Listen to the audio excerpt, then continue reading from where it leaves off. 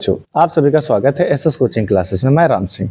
हम लोग पढ़ने जा रहे हैं कक्षा 10 का महत्वपूर्ण अध्याय जिसका नाम है समांतर श्रेणी यानी अरिथमेटिक प्रोग्रेशन, जिसको शॉर्ट में हम लोग क्या बोलते हैं, एपी बोलते हैं। ये आपका लेसन नंबर 5 है और यहाँ पर जो आज हमें टॉपिक पढ़ना है उसका नाम है समांतर श्रेणी।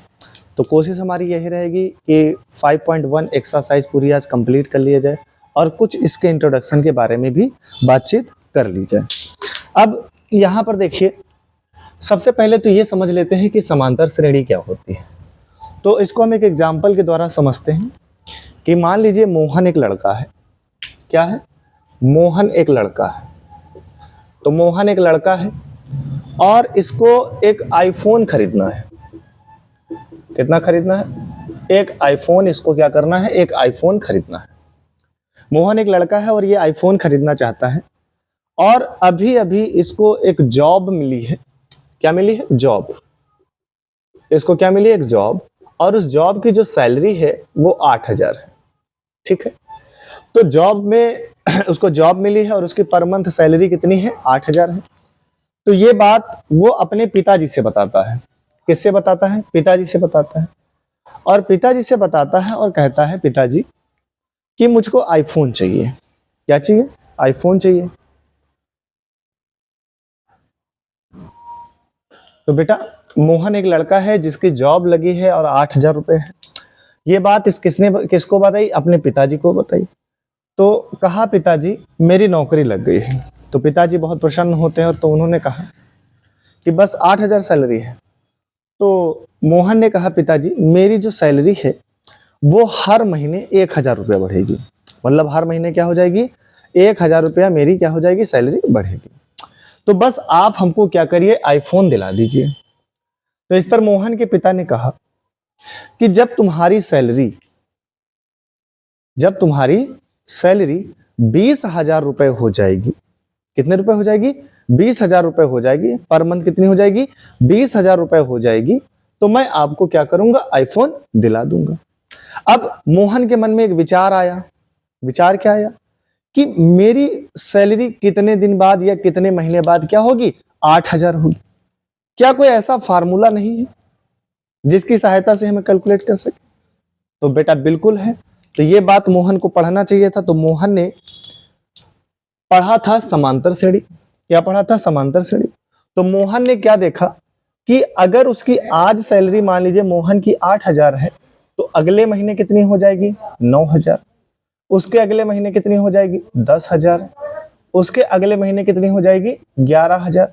और डस करके इससे चलती रहेगी और इसकी सैलरी कितनी हो जाए? 20,000 हो जाए।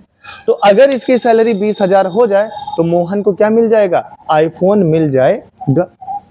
अब यहां पर एक बात समझने वाली ये है कि यहां पर देखिए, मेरी बात को बहुत ध्यान से सुनना। यहां पर जो इस तरीके से आपको जो मिल रहा है इसको हम क्या बोलेंगे? एक सीरीज बोलेंगे। तो सीरीज, लेकिन यहाँ पर क्या ये समांतर सीरीज है? देखिए, आप कहीं से कोई डाटा कलेक्ट कर रहे हैं तो आप उसको असेंडिंग ऑर्डर में लिख दीजिए, डिसेंडिंग ऑर्डर में लिख दीजिए। समझिए जरा बात को कि जैसे मैंने लिखा यहाँ पर 2, 4, 6, 8, 10, तो एक सीरीज ये भी है। फिर मैंने लिखा 1 square, 2 square, 3 square, 4 square, dash, ये भी एक सीरीज है। मैंने लिख दिया 1, 2, 3, 4, 5, 6, डैश, ये भी क्या है? एक सीरीज है। तो ये सारी की सारी क्या है? सीरीज हैं। लेकिन हमें क्या पता करना? हमें समांतर श्रेणी पता करना कि कौन समांतर श्रेणी है, कौन समांतर श्रेणी नहीं है। अब यहां पर आप लोग देखिए कि अगर हम इन दोनों के बीच का डिफरेंस निकाले तो कितना है? प्लस 1,000। इन दोनों के बीच का डिफरेंस निकाले, वो भी कितना है? प्लस 1,000। इन दोनों के डिफरेंस निकाले तो कितना है? 1,000। अगर इसी तरह से अगला पद आएगा उसमें भी क्या है? डिफरेंस कितना है? 1,000 है। तो बेटा ऐसी कोई सीरीज जिसमें क्या हो? दो पदों का बीच, यानी प्रत्येक दो पदों के बीच का जो अंतर हो कितना हो? समान हो, तो ऐसी श्रेणी को क्या बोला जाता है? समांतर श्रेणी बोला जाता है। यहाँ पर देखिए, इन दो पदों का अंतर कितना है? 1,000 रुपए का। इन दो पदों के बीच का अंतर कितना है? 1,000 रुपया है। और इन दो पदों के बीच का अंतर कितना है? 1,000 रुपया। यानी प्रत्येक दो पदों के बीच का जो अंतर है वो कितना है? 1,000 है। तो क्या बोलेंगे? तो जो ऐसे अंतर को बेटा बोला जाता है क्या? सर्वांतर बोला जाता है। तो क्या सर्वांतर? सर्वांतर। यानी इंग्लिश में बोला जाता है कॉमन डिफरेंस। ये क्या है आपका बेटा? कॉमन डिफरेंस है, कॉमन डिफरेंस।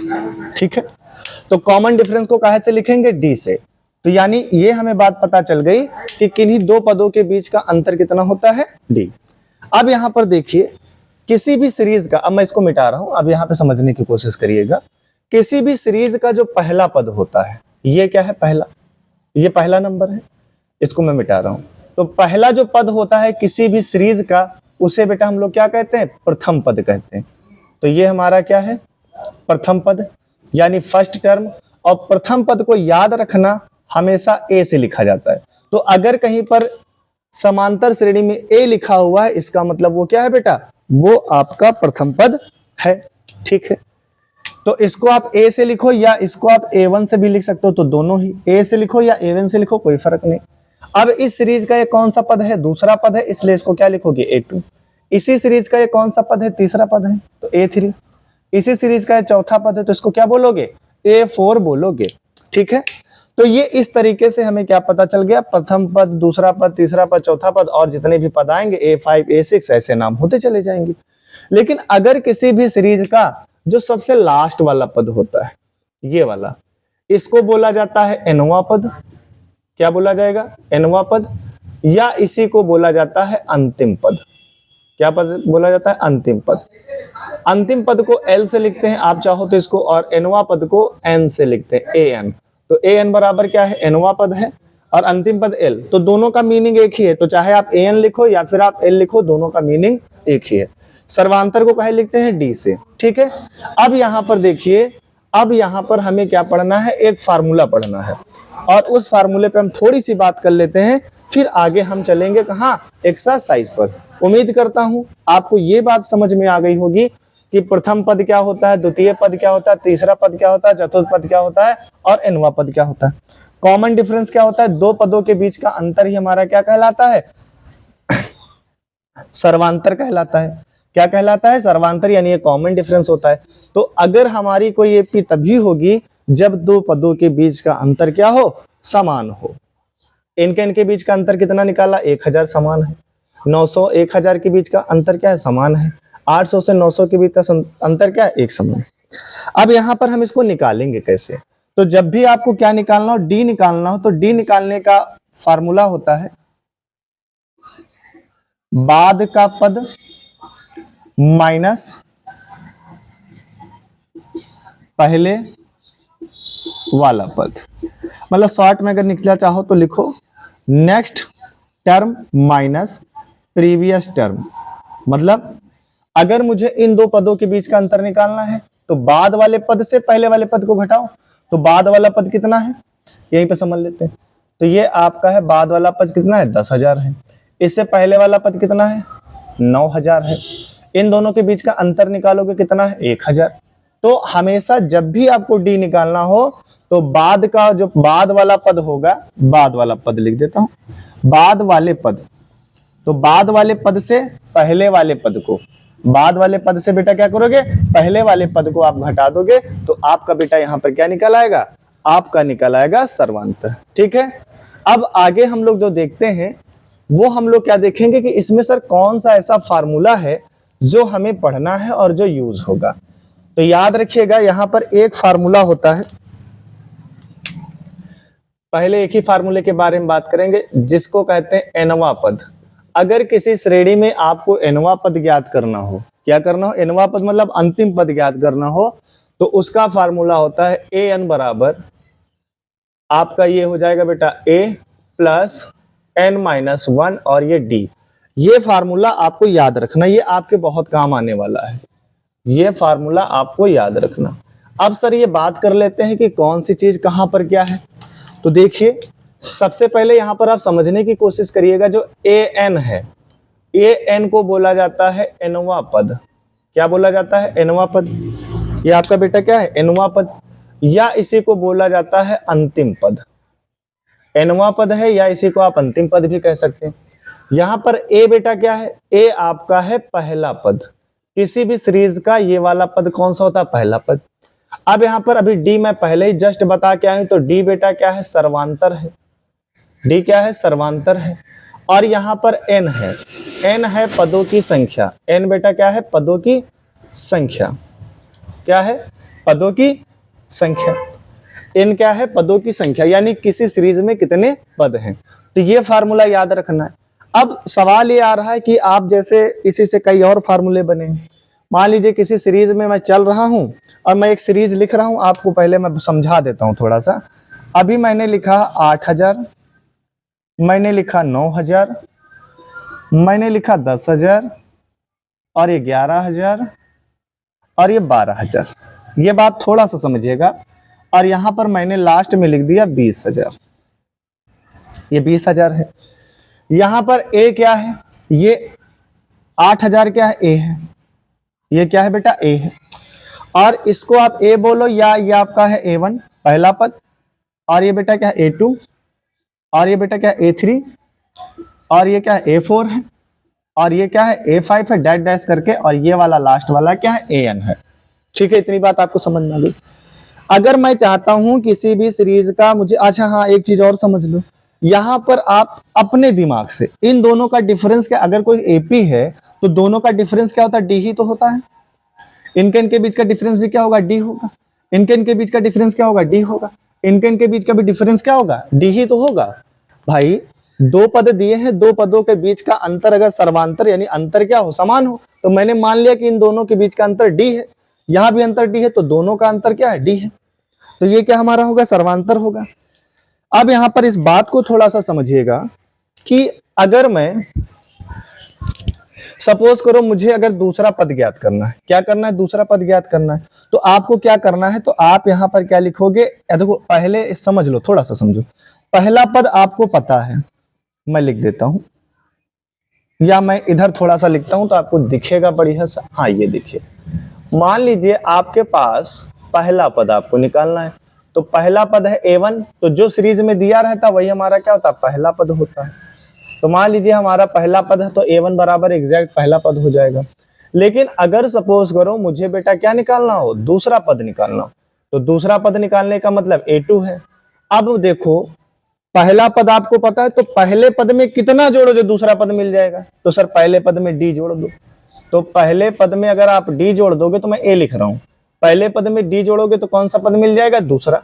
अब आपको पता करना है सर तीसरा पद, तो अब मैं क्या करूं, मेरे पास दो चांसेस हैं, या तो मैं दूसरे पद में D जोड़ दूं तो तीसरा पद मिलेगा, लेकिन हर बार हमको सीरीज में दे नहीं रखेंगे, कभी कभी हर बार हमको ये दे नहीं रखेंगे, तो हम पहले पद को ही टारगेट बना के चलेंगे। किसको, पहले पद को। तो अब यहां पर ध्यान से देखो, अगर बेटा हमारे पास पहला पद मान लो ये है, तो पहला पद, और पहले पद से तीसरे पद तक पहुंचने में कितने D लेने पड़ेंगे, सर 2D। तो सिंपल सी बात क्या लिख दोगे, 2D। तो तीसरा पद निकालने का फार्मूला क्या बन जाएगा, डायरेक्ट A + 2D बन जाएगा। अब मुझे मान लो A4 निकालना है, तो पहला पद मैं A ले लिया। अब यहां पर देखो पहले पद से मुझे चौथे पद तक जाना है, तो कितने D ले रहे हो, 1 2 3, तो कितने D आ रहे हैं बेटा, 3D आ रहे हैं। अब सपोज करो मुझे पांचवा पद निकालना है, तो पांचवा पद निकालने के लिए A+ पहले पद से पांचवें पद पर जाने के लिए कितने D हैं, 1 2 3 4, कितना D है, 4D है। अब सपोज करो मुझे कहां पर जाना है, nवें पद तक जाना है। कहां पर जाना है, nवें पद पर जाना है। कहां जाना है, nवें पद पे। तो मान लीजिए यहां पर ये nवां पद है बेटा, क्या है ये, nवां पद है। तो अब देखो मुझे करना क्या होता है, यहां पर A है, क्या है बेटा, A। और यहां पर देखो मैं जो भी पद निकाल रहा हूं, यहां पर उसमें से एक माइनस कर रहा हूं। A पांचवा पद है, उसमें से एक माइनस कर दिया तो चौथा पद आया। A चौथा पद है, तो उसमें से एक माइनस किया तो 3D ले रहा हूं। तीसरा पद निकालना, तो एक माइनस किया तो कितना लिया, 2D लिया।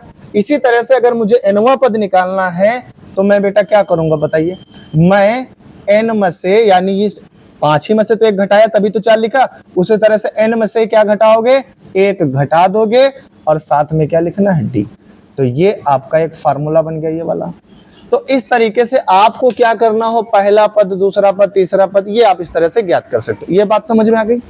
लेकिन अगर मान लीजिए आप ये चीज नहीं समझ पाए हैं, समझ गए होंगे उम्मीद है हमको, अगर नहीं समझ पाए हैं तो आपको मान लो पहला पद निकालना, तो आप आसानी से निकालोगे। तो जब आपसे कभी कहे दूसरा पद निकालो, तो भैया दूसरा पद निकालने के लिए ए में जो भी डिफरेंस हो उसको जोड़ देना। तीसरा पद निकालने के लिए कहे तो क्या करना, पहले पद में जो पद ले रहे हो, तीसरे नंबर का पद ले रहे हो तो उससे एक कम लेना, तो यानी 2 लेना और डी से गुणा करा देना। चौथा पद निकाल ले तो उसे एक कम लेना, तो 3 लेना, डी से मल्टीप्लाई करा देना। तो इस तरीके से ये हमारा थोड़ा सा बेसिक था और उम्मीद करता हूं कि आपको ये समझ में आया होगा कि पहला पद क्या होता है, पहला पद क्या होता है, दूसरा पद, तीसरा पद, चौथा पद, पांचवा पद और अंतिम पद। ये कहानी आपको समझ में आ गई होगी। और अगर मान लीजिए किसी सीरीज का आपको पहला पद दे दिया, मैं एक छोटा सा सवाल आपसे एग्जांपल दे रहा हूं, मुझे पता करना है कि मान लीजिए किसी भी सीरीज का पहला पद जो है a बराबर 4 है, ठीक है, और मान लीजिए उसमें डिफरेंस दे रखा है कितने का, 2 का। अब हमसे आपसे कह रहा है कि बताइए 10वां पद क्या होगा। तो अब हमें लॉजिकली बात पता है कि मुझसे कह रहा है कि 10वां पद बताइए, तो a 10 हो जाएगा। क्या हो जाएगा बेटा, a 10 हो जाएगा। तो 10वां पद कह रहा ना, तो मेरा फार्मूला सर ने क्या सिखाया था कि पहला पद तो आपको लिखना ही लिखना है, पर जो पद निकालने के लिए कहा जाए उससे एक माइनस कर दो, तो कितना आएगा, 9 आएगा। और यहाँ पर क्या हो जाएगा, डी। तो a कितना है, 4 है ना बेटा, और ये क्या है, 4 है, और ये प्लस का निशान, और 9, और डी कितना है बेटा, 2 है। तो अगर आप सिंप्लीफाई इसको करोगे तो 4 और 9 दूनी कितना हो जाएगा, 18, और कितना हो जाएगा, 22। यानी उस सीरीज का 18वां पद क्या होगा, 22 होगा। कैसे हुआ देखो, पहला पद 4 है, डिफरेंस कितना, 2 जोड़ोगे अगला पद मिलेगा, 2 जोड़ोगे अगला, 10, 12, 14, 16, 18, 20 और ये 22। तो गिनो जरा 10वां पद 22 है कि नहीं है, 1 2 3 4 5 6 7 8 9 10, यानी 10वां पद क्या होगा, 22 होगा। तो इस तरीके से हमने क्या किया, डायरेक्ट हमने कैलकुलेट कर लिया कितना है, 10वां पद 22 है।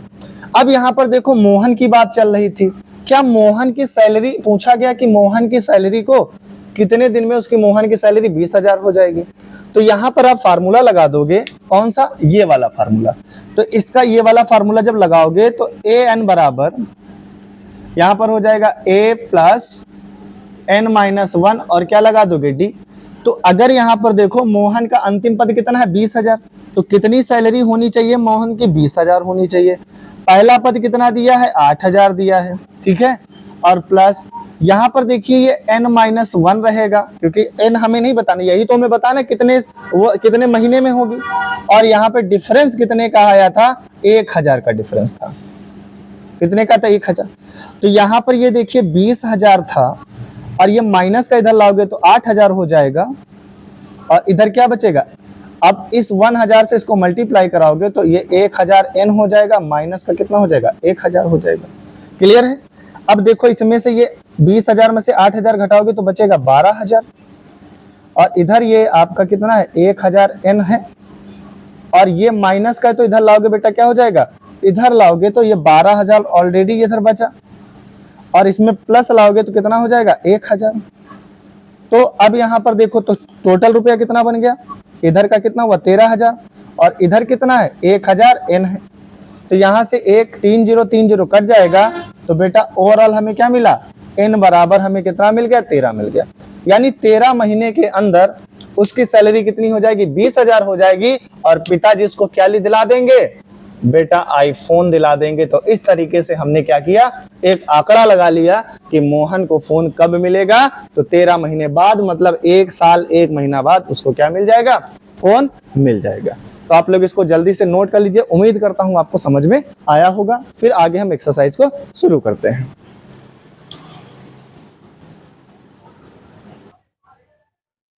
देखिए बेटा, अब हम लोग शुरू कर रहे हैं एक्सरसाइज 5.1। 5.1 में 4 सवाल दिए गए, हालांकि मैंने सवाल नहीं लिखा है, और सवाल में कहा गया है कि आपको जो सिचुएशंस दी गई हैं, यहाँ पर हमको 4 सिचुएशंस दी गई हैं, 4 सवाल दिए गए हैं, और कह रहे इन सिचुएशन से जो हमें सीरीज प्राप्त होगी, क्या वो सीरीज एक एपी होगी। और एपी होने की जो सबसे बड़ी शर्त है, एपी होने की सबसे बड़ी शर्त है कि जो उनका कॉमन डिफरेंस है, यानी जो डी है वो कितना होना चाहिए, बराबर होना चाहिए। यदि बराबर आ रहा है तो वो एपी है, और यदि बराबर नहीं आ रहा है तो वो एपी नहीं है। आइए इस तरीके से इन सिचुएशन से भी हमें एक बात और क्लियर हो जाएगी कि एपी वास्तव में क्या होती है। चलिए, कह रहा है कि प्रत्येक किलोमीटर के बाद टैक्सी का किराया, जबकि प्रथम किलोमीटर के लिए किराया 15 रुपए है और प्रत्येक अतिरिक्त किलोमीटर के लिए किराया कितना होगा, 8 रुपए। आइए इस बात को समझते हैं थोड़ा सा। कह रहा है, पहले सवाल पे ध्यान दीजिएगा कि प्रथम किलोमीटर के लिए किराया 15 रुपए है। कितना है, 15 रुपए है। तो प्रथम किलोमीटर जब हम चलेंगे तो किराया कितना पड़ेगा, 15 रुपए पड़ेगा। ठीक है। फिर हमसे कह रहा है कि प्रत्येक अतिरिक्त किलोमीटर के लिए किराया 8 रुपए है, तो वो 15 ही 15 पड़ेगा। जैसे हम मतलब 1 किलोमीटर चले तो हमें 15 रुपए पड़ा। अब हम जैसे ही अगला किलोमीटर चलेंगे तो 8 रुपए इसमें और ऐड हो जाएगा, तो कितना हो जाएगा, तो 15 8 कितना हो जाएगा, 23 हो जाएगा। फिर मैं अगला किलोमीटर चलूंगा तो 23 8 कितना हो जाएगा, 31 हो जाएगा। फिर मैं अगला किलोमीटर चलूंगा तो कितना हो जाएगा, 39 हो जाएगा। तो इस तरीके से मुझे क्या होगी, एक सीरीज प्राप्त होगी। और यहाँ पर आप देखिए इनके बीच में क्या है, कॉमन डिफरेंस। इसके के बीच में अंतर कितना होगा, तो पीछे वाले से बाद वाले पद से पहला वाला पद घटाओ तो 23 में से 15 जाएगा 8, 31 में से 23 जाएगा 8 और 39 में से 31 जाएगा 8। यानी प्रत्येक दो पदों के बीच का अंतर कितना है, समान है। इसलिए हमारी क्या होगी, एपी होगी। ठीक है, बात समझ में आ गई। सेकंड थिंग देखिए क्या कह रहा है, सवाल में कह रहा है कि एक बेलन में उपस्थित हवा की मात्रा, एक बेलन में उपस्थित हवा की मात्रा, जबकि वायु निकालने वाला पंप प्रत्येक बार बेलन की शेष हवा का 1/4 भाग बाहर निकालता है। तो आइए सिचुएशन को थोड़ा सा समझने की कोशिश करते हैं कि सपोज करिए आपके पास एक बेलन है, ये आपके पास एक बेलन है और इस बेलन में जो एयर भरी हुई है वो 100% है। कितनी है, 100% एयर है। अब यहाँ पर ध्यान से देखिए, अगर एयर वो कितनी निकाल रहा है, 1/4, या मैं 100 मान के चलता हूँ कि 100 यूनिट एयर इसके अंदर है। अगर 100 यूनिट एयर इसके अंदर है और अगर मैं इसका 1/4 निकालूंगा, पंप क्या करेगा, मैं इस पंप को डालूंगा, पंप से 1/4 हवा बाहर आएगी। तो पंप से जब 1/4 हवा बाहर आएगी तो देखिए 4 एकम 4 और ये हो जाएगा 25, है ना, 4 एकम 4 और 25 चौको 100। तो कितनी, यानी उसने 25 हवा निकाल ली। तो टोटल पहले कितनी थी, 100 थी। तो 100 में से 25 घटाओगे तो कितना बचेगा, तो बेटा कितना बचेगा, 75 बचेगा। यानी पहला जो पद होगा, यानी इसने जो हवा निकाली वो कितनी निकाली, 25 निकाली। तो अब यहाँ पर देखो बेटा कितनी निकाली, 25। अब हमारे पास क्या बची, 75 बची।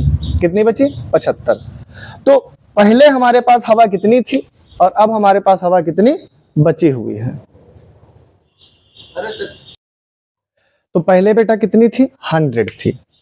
कितनी थी, 100 थी। अब 100 से हमने क्या किया, 1/4 बाहर निकाल लिया तो कितनी बची, 75 बची, 75। अब इसमें कितनी बची, 75 बची। अब इस 75 का फिर से क्या निकलेगा, 1/4 निकलेगा। क्या निकलेगा, 75 का 1/4 निकलेगा। तो अब इसको हम काट सकते नहीं, तो इसको हम भाग देंगे तो कितना हो जाएगा, 75/4। और अगर इसको भाग दिया जाएगा तो 4 से 75 को आप भाग दे दीजिए, तो ये हो जाएगा 4 एकम 4, 3 बच गया, 35 हुआ और 4 8 32। कितना हो गया, 32। और यहाँ पे बचा 3, क्या बचा बेटा, 3 बचा। तो अब यहाँ पर हम इसको लिख सकते हैं, क्या लिख सकते हैं, 18 सही 3/4। तो ये आ रहा है। अब इसको हम क्या करेंगे, इसको हम 75 से घटा देंगे। तो 75 से हम इतना ही घटा देते हैं ना, 75/4। तो अब जब इसको आप घटाएंगे तो इससे इसका मल्टीप्लाई, या हम यहाँ से 75 को कॉमन ले लेते हैं, तो यहाँ पर बचेगा 1/4 बचेगा। तो यहाँ पर ये हमारे पास बच जाएगा 75 और 1 में से 1/4 जाएगा तो कितना बचेगा, 3/4। तो 75 थे कितना, 3 × 5 = 15 के 5 और 3 × 7 = 21, 1 22, तो 225/4। तो अब यहाँ पर इसके अंदर कितना बचा है बेटा, इतना हमारे पास एयर बची है। अब इससे इसको भाग दे देंगे। तो हालांकि ये मान के चलिए यहाँ पर जो समांतर है, जो अब यहाँ पर देखिए, अब जो अगला नंबर हमारे पास बचा है कितना बचा है, 225/4 आ गया। यानी इतनी एयर हमारे पास अब बची है। तो यहाँ पर इसके बीच का डिफरेंस तो कुछ और है और इसके बीच का डिफरेंस कुछ और आएगा। तो हम ये कह सकते हैं कि ये हमारी एपी नहीं होगी। बात क्लियर है? तो ये हमारी बेटा क्या होगी, ये एपी हमारी नहीं होगी। बात क्लियर है? चलिए आगे देखिए, थर्ड सवाल देखिए क्या कह रहा है। तीसरा सवाल देखिए, तीसरे सवाल में कह रहा है कि प्रत्येक मीटर की खुदाई के बाद, प्रत्येक मीटर की खुदाई के बाद, तो बेटा ये हमारी एपी नहीं है। ठीक है, दूसरी सिचुएशन। तीसरे सवाल में कह रहा है प्रत्येक मीटर की खुदाई के बाद एक कुआं खोदने की लागत कितनी है, 200, जबकि प्रथम मीटर की खुदाई की लागत 150 रुपए। क्या कह रहा है, प्रत्येक मीटर की खुदाई के बाद एक कुआं खोदने की लागत, जबकि प्रथम मीटर की खुदाई की लागत 150 रुपए है और बाद में प्रत्येक मीटर खुदाई की लागत 50 रुपए। मतलब ये कह रहा है कि देखिए सिचुएशन नंबर 3 को देखिए क्या कह रहा है। ये कह रहा है कि जब पहला किलोमीटर खोदा गया तो लागत कितनी आई, 150 रुपए आई। कितना आया, 150 आया। फिर कह रहा है जैसे एक, मतलब एक बात समझिए, जैसे मुझे कुआं, सपोज करो मैं एक कुआं खुदा रहा हूं, ये कुआं है, मैं इस कुएं को खुदाना चाह रहा हूं। तो जब मैंने 1 किलोमीटर खुदाया, 1 मीटर खुदाया, तो मेरी लागत कितनी मिली, 50, 150। कह रहा है कि जैसे आप 1 मीटर और खुदाएंगे तो आपको क्या 50 रुपए अतिरिक्त चार्ज पड़ेगा। तो अब ये चार्ज कितना हो जाएगा, 200 हो जाएगा। फिर अगला किलोमीटर खुदवाएंगे तो एक 50 रुपया और अतिरिक्त चार्ज बढ़ेगा, तो कितना हो जाएगा, 250। फिर एक और किलोमीटर, एक और मीटर आप खुदवाएंगे तो चार्ज कितना हो जाएगा, अतिरिक्त हो जाएगा। तो इस तरीके से हमें क्या मिलेगा, 150, 200, 250 और ये 300। इसी तरह से जितना किलोमीटर आपको खुदवाना होगा, जितना मीटर आपको खुदवाना होगा, आप खुदवा लेंगे। तो यहाँ पर अगर देखा जाए तो इनके बीच में डिफरेंस क्या है, सेम है, 50 का डिफरेंस है। इनके बीच में डिफरेंस कितने का, 50 का है। और इनके बीच का डिफरेंस भी क्या है, 50 है। तो यहाँ पर डी कितना है, 50 है। क्या है, डी बेटा क्या है, 50 है। इसलिए हमारा क्या है, सबके बीच में डी कितना है, 50 है। इसलिए हमारी क्या है, सर्वांतर है। ठीक है, चौथा सवाल देखिए, बहुत बढ़िया सवाल है। इस तरीके के सवाल कभी भी एपी नहीं होते, मैक्सिमम टाइम एपी नहीं होते। कह रहा है कि जैसे खाते में प्रत्येक वर्ष का मिश्र धन, जबकि 10,000 की 8% वार्षिक की दर से चक्रवृद्धि ब्याज पर जमा की जाती, चक्रवृद्धि ब्याज पर जमा की जाती है। मतलब इसको थोड़ा सा समझने की कोशिश करिएगा। ये बेटा साधारण इंटरेस्ट नहीं होता है, ये ऐसा इंटरेस्ट होता है कि जैसे आप देखिए, सपोज करिए आपके पास 100 रुपए थे और 100 रुपए पे आपको ब्याज कितना मिल रहा है, मान के चलिए, मैं मानता हूं 10% का मिल रहा। कितना, 10% का ब्याज मिल रहा। तो आपका 1 साल का जो रुपया अगला होगा कितना हो जाएगा, 110 हो जाएगा। फिर अगले साल 10% जो ब्याज लगे वो किस पर लगेगा, इस पर लगेगा। कितने लगेगा, इस पे लगेगा। तो 110 का 10% कितना हो जाएगा, मतलब 11 रुपया। तो कुल मिला के कितना हो जाएगा, अगले साल 121 हो जाएगा। तो यहां पर देखिए पहले डिफरेंस कितना आया, आपको 10 रुपए की प्राप्ति हो रही। 100 था पहले, क्या था, 100। मैं आपको समझाने की कोशिश कर रहा हूं। 100 से 110 हुआ तो कितने का डिफरेंस रहा, 10 का।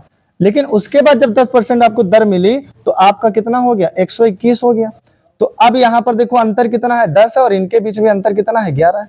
तो दोनों का डिफरेंस अलग अलग है कि नहीं है, तो ये भी हमारी एपी नहीं होगी। तो हमें क्या क्या मिला, ये हमारी एपी है, ये हमारी एपी नहीं है, और ये हमारी एपी है, और ये भी हमारी एपी नहीं है। तो इस तरीके से 5.1 का हम लोगों ने पहला सवाल कर लिया। ठीक है, तो इसको आप जल्दी से देख लीजिए और अगर कोई दिक्कत हो तो बताइए।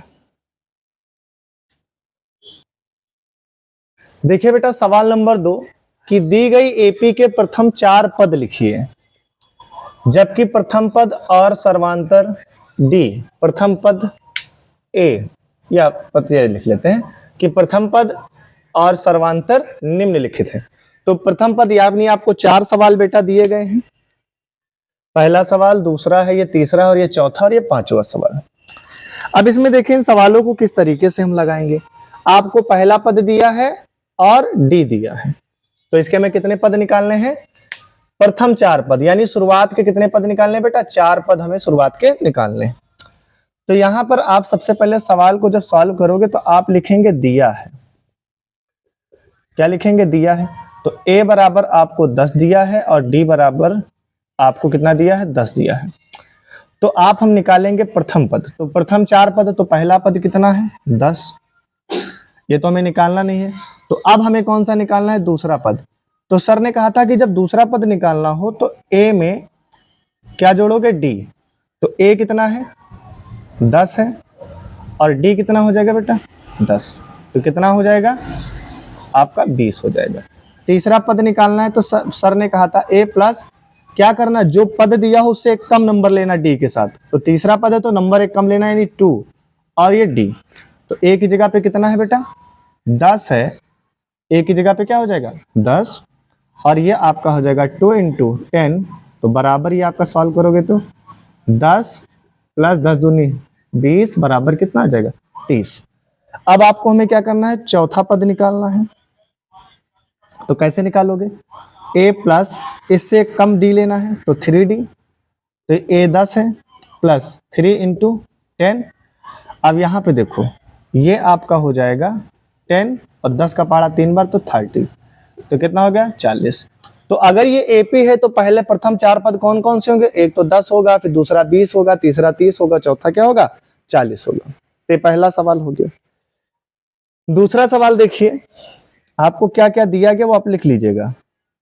आपको दिया गया है, हाँ सर क्या दिया है, आपको दिया है a बराबर -2 और d बराबर आपको 0 दिया गया। तो पहला पद तो इसका क्या हो जाएगा -2 हो जाएगा, ठीक है। दूसरा पद आप जब इसका निकालेंगे तो ये a में कितना जोड़ना है सर, d को जोड़ना है। a में किसको जोड़ना है, d को। तो यहाँ पर देखिए a कितना है -2 है और d कितना है 0 है, तो जोड़ोगे तो -2 आएगा, कोई दिक्कत नहीं। ये पहला दूसरा पद हो गया। तीसरा पद निकालना है तो पहले में कितना जोड़ोगे 2d, तो ये -2 क्या हो जाएगा -2 प्लस, और यहां पर देखिए ये हो जाएगा 2 × 0, 2 × 0 तो बराबर क्या होगा -2। अब इसका चौथा पद होगा तो ये a प्लस 3d हो जाएगा, एक कम लेना है d, तो ये आपका हो जाएगा -2 प्लस 3 × 0 बराबर -2। अब यहाँ पर आप देखने को पा रहे हैं इसका प्रत्येक पद, चाहे पहला पद हो, दूसरा पद हो, तीसरा पद हो, चौथा पद हो, सब -2 -2 -2 -2। कारण क्या है, क्योंकि डिफरेंस क्या है 0 है। तो जब कोई चीज में डिफरेंस ही बेटा नहीं होगा तो क्या वो चीज आगे हम उसको आगे वाला नंबर प्राप्त कर सकते हैं।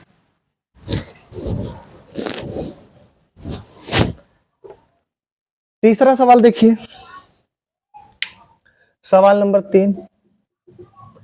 तीसरा सवाल आपको सबसे पहले आपको वही काम करना है कि क्या क्या दिया है वो लिख लिया करो। तो a बराबर 4 दिया है और d बराबर -3 दिया है। तो पहला पद आपका हो जाएगा 4, तो दूसरा पद कैसे निकालोगे, a प्लस क्या कर देंगे बेटा d, a कितना है 4 है, d कितना है -3 है। अब यहाँ पर थोड़ा सा बात को समझिएगा कि यहाँ पर ये 4 तो रहेगा ही रहेगा, प्लस माइनस क्या हो जाएगा माइनस हो जाएगा, और 4 में से 3 घट जाएगा तो कितना आ जाएगा 1 आ जाएगा। क्लियर है, कितना आया 1 आया। तीसरा पद निकालना है तो a प्लस कितना d करना होगा 2d करना होगा, तो 4 प्लस 2 × -3 हो जाएगा, है ना बेटा। 2 तो 2 रहेगा और d की जगह पे -3, क्योंकि d -3 दिया है। अभी आपका हो जाएगा 4 और प्लस माइनस माइनस 2 3 6 बराबर -2, ठीक है। अब इसका हमें क्या करना है, चौथा पद निकालना, तो a प्लस इससे एक कम d लेना है यानी 3d लेना है। तो a कितना हो जाएगा 4 और ये हो जाएगा 3 × -3, तो ये 4 तो रहेगा ही रहेगा, माइनस प्लस माइनस माइनस 3 त्रिक 9 और घटाएंगे तो आपको -5 मिल जाएगा। तो इस तरीके से तीसरे सवाल के भी हमने कितने पद बेटा ज्ञात कर लिए, 4 पद हम लोगों ने ज्ञात कर लिए हैं। अब सवाल नंबर देखिए कितना है बेटा 4 है। तो सबसे पहले आप लोग क्या लिखेंगे, दिया है, क्योंकि लिख लेने से हमें एक आइडिया ये हो जाता है कि हमें बार बार वहां सवाल नहीं देखना, अब हम यहीं पे देख करके सवाल तुरंत लगा देंगे। तो a बराबर कितना आया -1 और d बराबर कितना आया 1/2। तो पहला पद जो मिला वो कितना मिला -1। तो दूसरा कैसे निकालोगे सर, a में d जोड़ना है, तो a -1 है और d कितना है 1/2 है। अब इससे इसका मल्टीप्लाई कराओगे तो -2 प्लस 1 बटे कितना हो जाएगा 2, तो ये आ जाएगा -1/2। क्लियर है, क्या होगा -1/2। अब यहाँ पर देखिए तीसरा पद क्या हो जाएगा a प्लस 2d। अब यहाँ पे देखो a -1 है और ये आपका 2 है, और डी आपका कितना दिया है बेटा 1/2। डी कितना है आपका 1/2 है। अब इसको और सिंप्लीफाई करोगे तो ये आपका 2 कट जाएगा, ये 2 कट जाएगा, तो यहाँ पे बचा -1 और ये बचा आपका +1, तो क्या बचेगा 0, है ना। क्या बचेगा 0 बचेगा। ठीक है, सही है ना। ठीक है, अब चौथा पद निकालोगे तो क्या देखोगे a + 3d, तो a -1 है और +3 इंटू डी कितना है 1/2 है। अब यहाँ पर ध्यान से देखिए कि इससे अब ये -1 है और प्लस ये आपका हो जाएगा 3/2, तो ये इसके पास जाएगा, तो माइनस का कितना हो जाएगा 2 और ये प्लस का कितना हो जाएगा 3 और बटे में आएगा 2। तो आप जब इसको घटाओगे तो 3 में से 2 जाएगा तो कितना बचेगा 1 और ये क्या हो जाएगा 1/2। तो यहाँ पर हमने क्या किया, 4 सवाल के हमने इस तरीके से क्या किया बेटा, तो आंसर्स निकाल लिए हैं। आप इसको जल्दी से नोट करिए क्योंकि हमारे पास जगह अब नहीं है, तो अब हम उसके बाद 5वां सवाल करेंगे। आप जल्दी से इसको नोट करिए।